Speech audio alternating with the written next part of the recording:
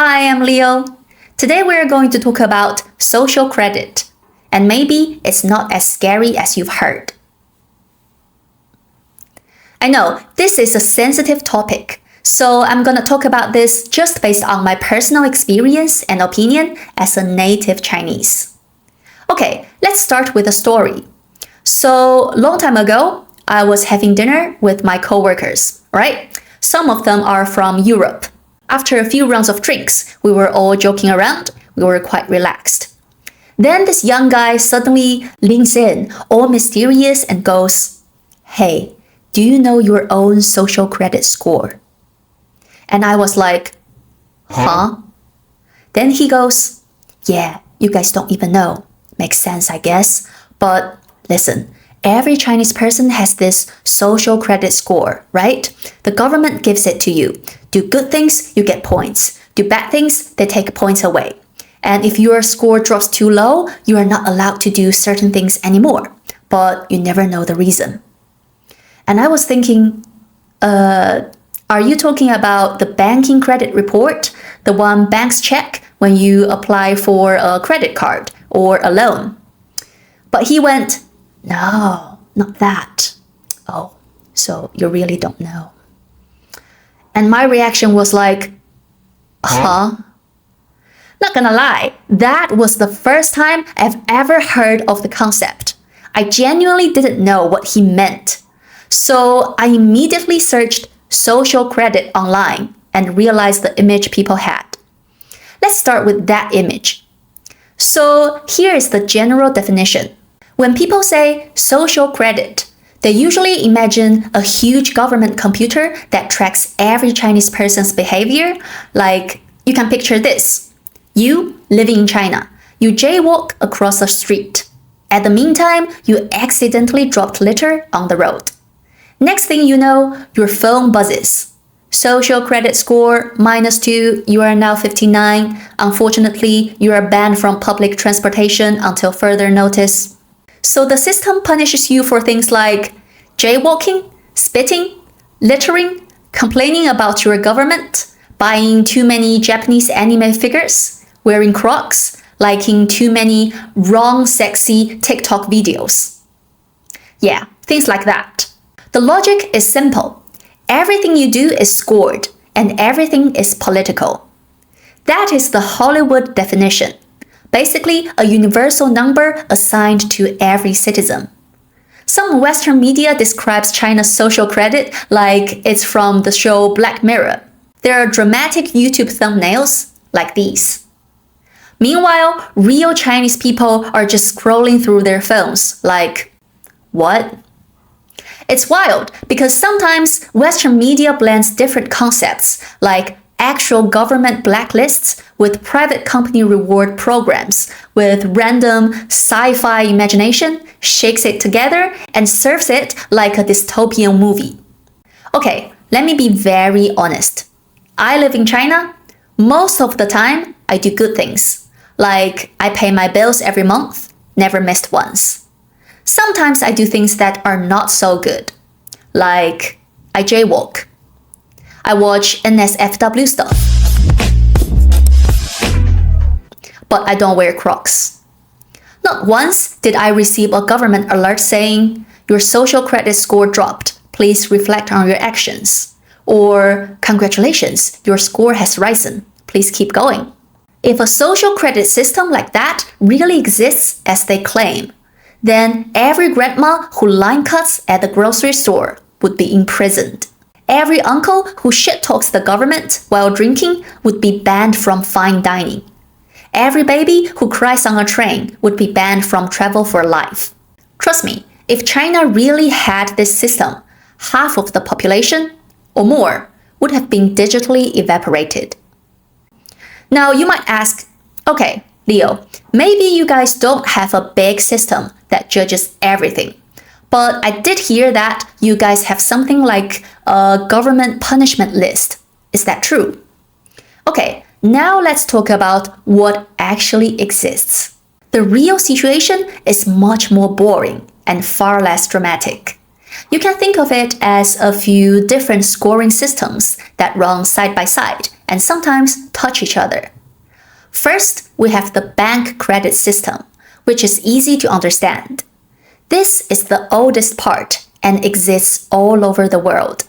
In China, it's run by banks. It's mostly about your money, your home loan, your credit card bills. If you don't pay back money, it will be hard to get a loan next time.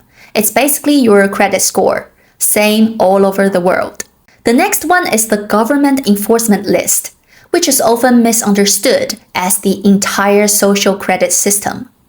This is the most powerful and most supported part. The main list is the court's list of dishonest people, often called the deadbeat list. This is purely legal.